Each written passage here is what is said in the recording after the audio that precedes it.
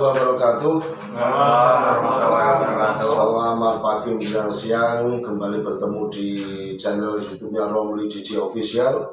Dan hari ini kita akan tanya-tanya terkait dengan kegiatan di pemerintahan Desa Kunir.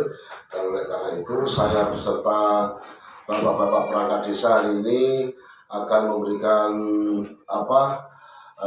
penjelasan terkait dengan pemerintahan desa dan juga yang lain-lain. Dan saat ini saya berada di tengah-tengah bapak-bapak kardus atau kepala dusun di sewilayah Desa Kunir.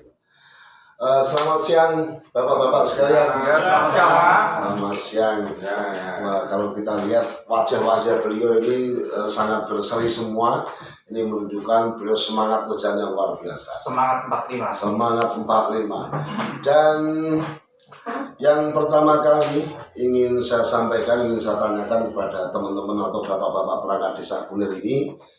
Yang pertama saya ingin bertanya dengan Pak Kardus Ahmad Munif. Iya, Pak.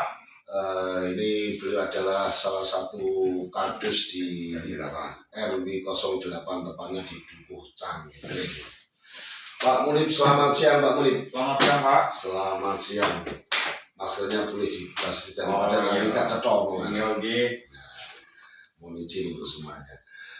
Pak Munif, kalau boleh tahu sudah berapa lama menjadi staf di pemerintah desa Kunir? Sekitar 10 tahun, Pak. 10 tahun, Iya. luar biasa, sudah cukup lama sekali. Kalau boleh dikatakan itu sudah lumayan senior. Nah, pengalaman selama jadi kardus di Kunir itu seperti apa Pak? Ya, pengalaman ya banyak, Pak. Ada sukanya dan ada dukanya. Ya, sukanya Mas. Nah, sukanya ya kita itu menjadi pelayan masyarakat gitu, Pak. Jadi puas dengan hati kita itu, Pak. Berarti selama 10 tahun dalam melayani masyarakat Kunir, khususnya di wilayah Panjenengan di sana Dukuh Cangkring itu sudah puas begitu ya? Ya belum, Pak. Oh belum. Kita Kita berinovasi berjalan terus sambil Pak itu, Pak, berjalan. Belum puas. Hal yang paling menyedihkan hati untuk Pak Kardus di wilayah Cangkring seperti apa? Ya kalau ada itu, Pak, bantuan, komplainan itu, Pak, ngeser nggak ada pertanggungjawabannya. Nelpon orang masalah bantuan, padahal udah dapat bantuan, ngomong belum dapat bantuan. Tidak sinkron antara Iya, warga dengan iya. yang dilaporkan sama Pak Lurah seperti itu. Iya. Itu menyedihkan. Oh, yang menyedihkan, Pak, itu, Pak. Untuk progres pembangunan sendiri gimana Pak Kardus? Ya, masalah pembangunan alhamdulillah di Dukuh saya khususnya itu alhamdulillah ya sudah masuk 85%, Pak.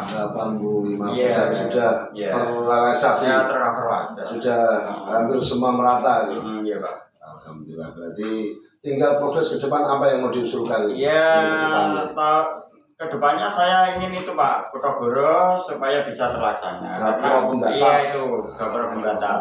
Karena dari dulu sudah terencana itu. Untuk tahun besok kira tadi karena dengan adanya Kepres nomor 104 di mana BLTDD ini diutamakan 40%. Ya, Sehingga ini akan memangkas biaya yang seperti dengan rencanakan tadi. Ya, kalau itu menurut saya perlu dikaji ulang baik. Omongan presiden berkaji ulang nih. Iya, Ulang presiden gitu. Iya, berapa lurahnya tuh yang bisa itu, Pak.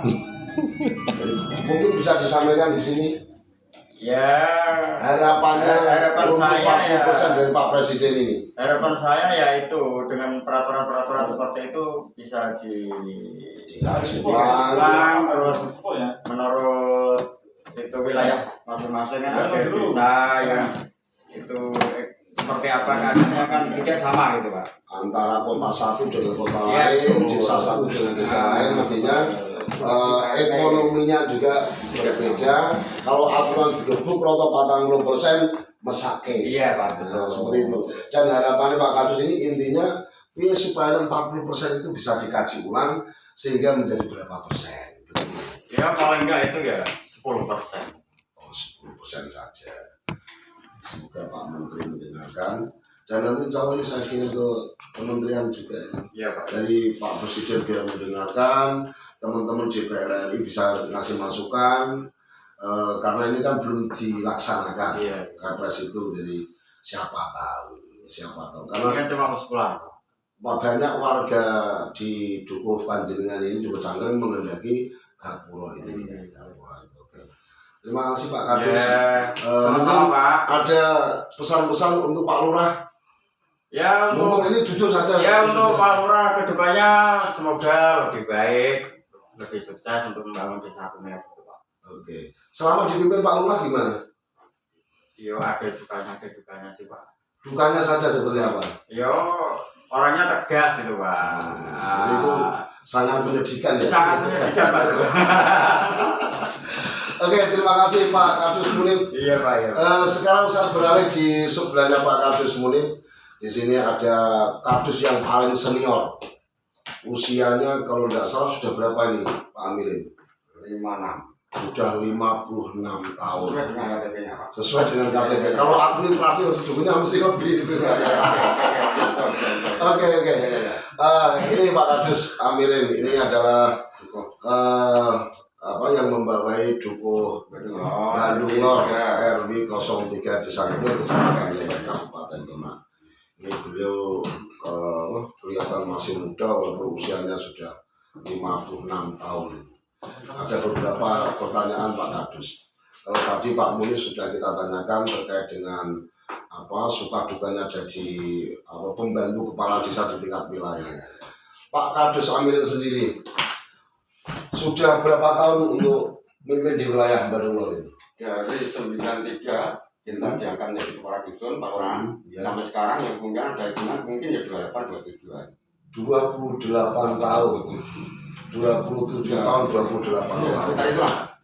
Ini berarti Pak Kadus ini sudah benar-benar tahu jerohannya warga nih. Oke, ya betul Pak. Betul ya. Ini yang saya mau tanyakan Pak Kadus. Ya. Warga Panjenengan yang paling dikeluh kesahkan sampai saat ini itu apa? Ya. Nah, kalau sampai saat ini Pak, kalau saya lihat itu memang yang sesuai dengan waktu zaman sekarang itu kan bantuan dari kemiskinan. Ada kamera, sosial. Ya, itu sosial Pak yang dikeluh kesahkan.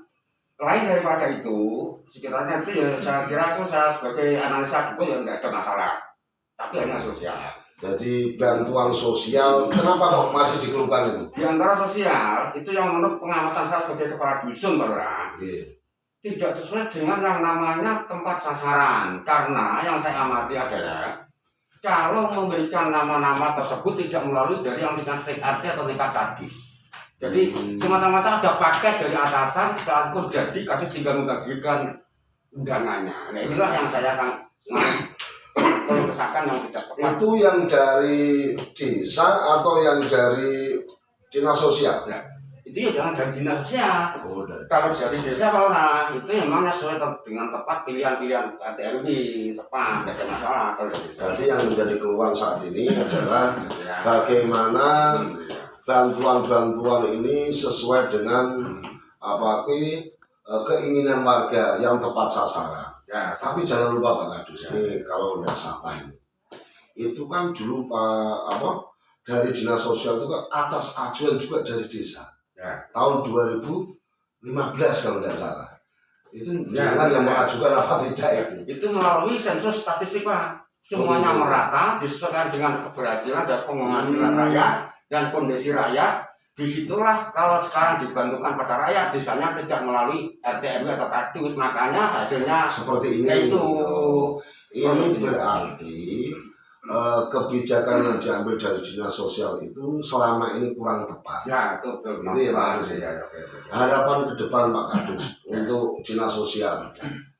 Kalau yang namanya sosial, bila mana ada yang namanya kucuran sosial, bansos dari manapun, daerah atau dari mana Pak?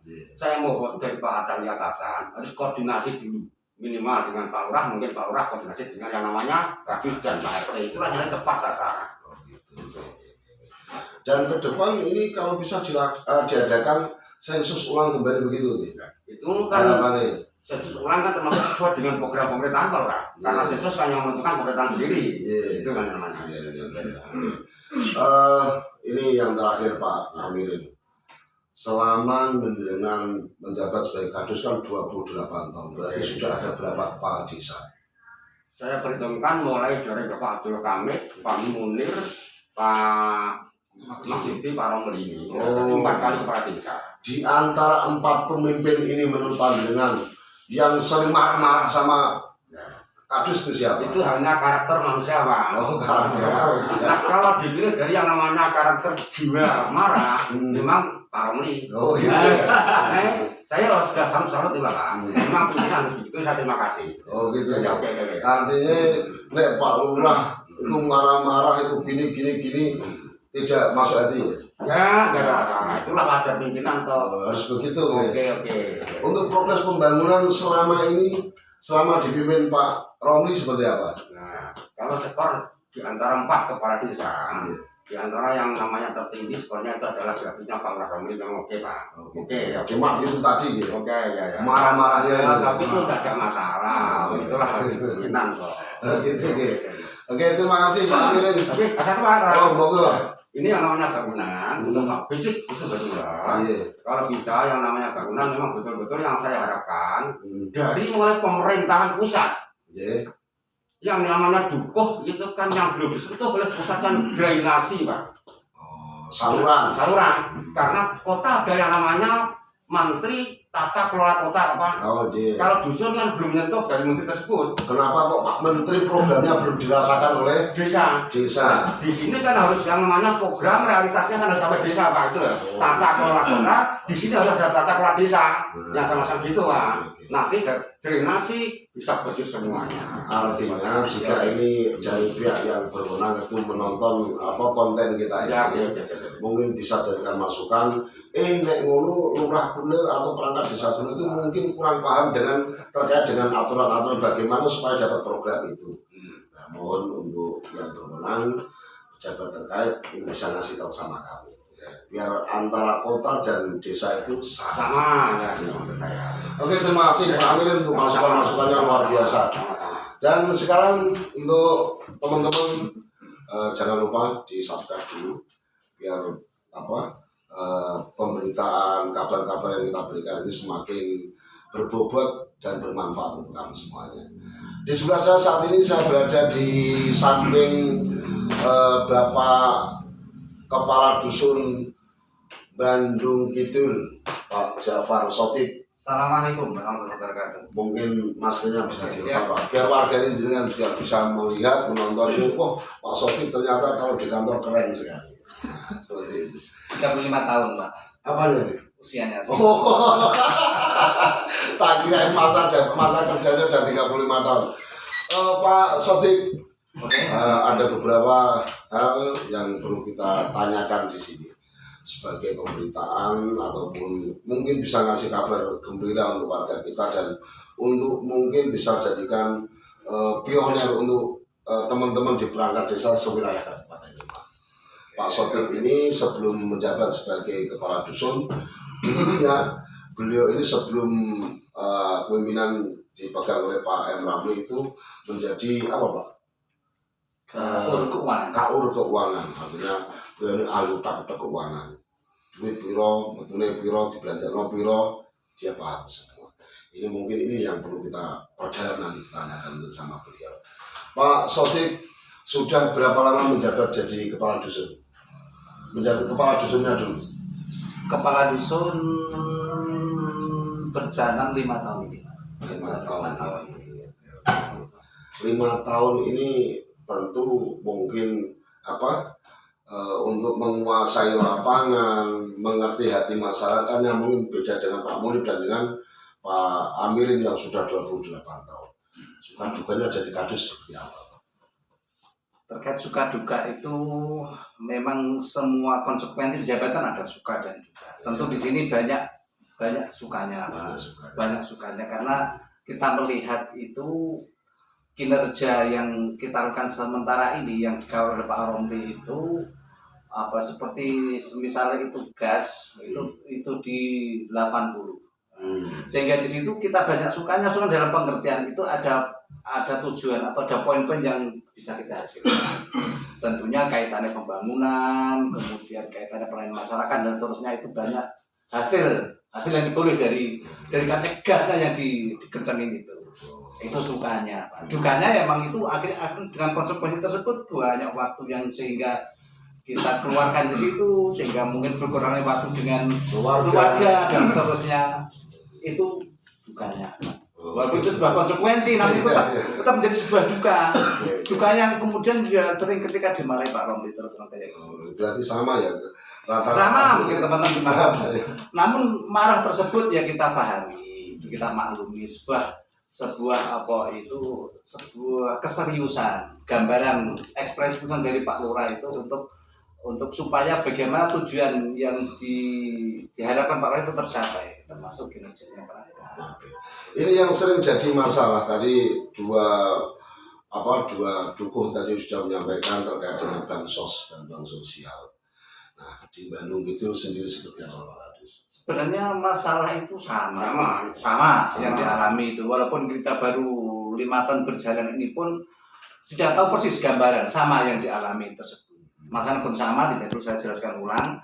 Yang terpenting di sini yang agak berbeda itu masalah di pembangunan itu ada perbedaan, Pak. Karena itu memang wilayah yang ada di dukuh masing-masing itu berbeda, di kadus-kadus masing-masing di dukuh masing berbeda.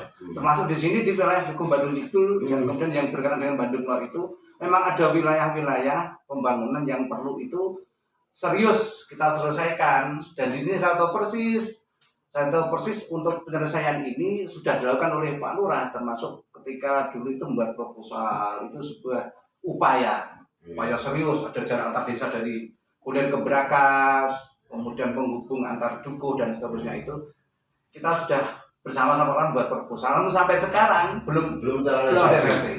Harapannya Pak Kadis. Harapan yang perlu saya sampaikan mungkin kepada Pak Gubernur atau ya, Pak Presiden mungkin nanti kita bisa share biar menonton YouTube kita itu. ya oke Pak. Kita sebagai pelaku di lapangan dalam pengumpulan kegiatan tersebut, memang kita terlibat secara langsung. Namun kita kurang lebih sudah 5 tahun ya Pak. Kita upayakan. Jadi prasarana yang ada di dukuh kita itu, namun sampai sekarang rasanya belum ada. Untuk itu tuh perlu ada keseriusan dari yang kita ajukan, proposal kita ajukan itu supaya ditanggapi. Artinya diberikan realisasi dari usulan tersebut Pak, supaya itu prasarana itu terbangun, karena itu kaitan dengan ekonomi. Dan ini yang justru menjadi keluhan terbesar masyarakat di Desa Kudul umumnya itu kata ekonomi Pak. Oke, prasarana sekarang sudah bagus oleh Pak Romli. Jadi 5 tahun berjalan ini Pak sudah hampir 80%-an ya. Ya cuman sekarang karena ikatan ekonomi yang ini memang mengalami keterpurukannya, termasuk permasalahan prasarana pertanian yang belum selesai tersebut, sehingga banyak dampak yang ditimbulkan karena prasarana yang belum terbangun tersebut. Harapannya ke depan untuk saran-saran ekonomi itu seperti apa yang mau diminta, yang segera minta ditindaklanjuti? Yang pertama itu secara prasarana pertanian Pak, akses menuju pertanian. Itu di sana ada ratusan hektar sawah yang tidak bisa maksimal hasilnya karena prasarana yang ada itu belum terbangun. Ya, itu jalan antar desa dari Bandung ke Brakas. Jadi mohon untuk perhatiannya untuk teman-teman terutama di Komisi B. Mungkin sedikit masukan dan saran dari saya. Ini mungkin juga mewakili teman-teman.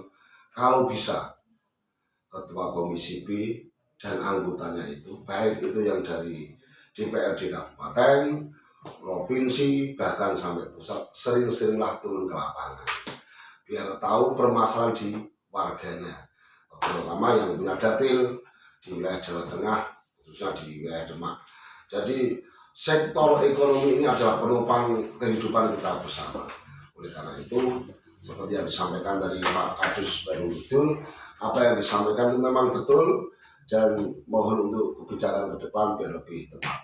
Yang terakhir Pak Sotik, terkait dengan Kepres 104 dari Presiden kita, terkait dengan bagaimana ini Pak Presiden ini berupaya saking cintanya dengan rakyatnya, ini nanti kan untuk bantuan langsung tunai dari dana desa itu 40%. Tepat nggak untuk di desa Kulit ini? Ya tentu. Ini terlepas setuju dan tidak setuju, karena itu kita harus setuju. Ini kan kita harus ngasih masukan yang di tingkat bawah. Tentu sebuah kebijakan itu ada konsekuensinya, termasuk ketika harus rela ketika ada di grassroots itu yang apa itu Pak yang mengkritisi, termasuk di sini kaitannya prasarana yang termasuk di dukun kita yang barusan saya ceritakan tadi itu belum tersentuh dan itu perlu ada alokasi dari situ Pak. Nah, alokasi itu ketika itu kemudian habis prosentasenya habis di BLT sehingga fisiknya berkurang pasti juga ada masalah baru. Jadi menyerahkan masalah satu di sisi dan muncul masalah yang baru. Nah ini yang perlu dievaluasi kembali. Berarti bisa saya tarik kesimpulan BLT itu penting, tapi ada yang lebih penting lagi. Iya. Karena nek coro Pak Soeharto dulu bagaimana kita menjamin kesejahteraan masyarakat kita itu tapi dengan subsidi namun tidak langsung tunai. Bisa mungkin padat karya katakanlah dengan merapikan jalan dan yang lain seperti itu. Dan terima kasih Pak Sotik untuk ilmu dan pengalamannya. Mungkin yang terakhir untuk harapannya ke depan. Harapan ke depan tentu kinerja yang sudah baik ini, yang ya kita jujur. Kalau selama Pak Romli ini ada sebuah kemajuan dalam hal tata pemerintahan dan kemudian dalam hal pembangunan. Tentu ini prestasi yang baik dan perlu tetap dilanjutkan, kita akan bersama. Dan semoga ke depan itu termasuk kesejahteraan masyarakat itu akan lebih meningkat dengan keseriusan dari tentunya Pak Lurah. Ya. Terima kasih Pak Jafar Sotik, Kadus Bandung itu atau RW 02 Desa Bener Kecamatan Lembang. Sekarang saya beralih di paling pojok sana.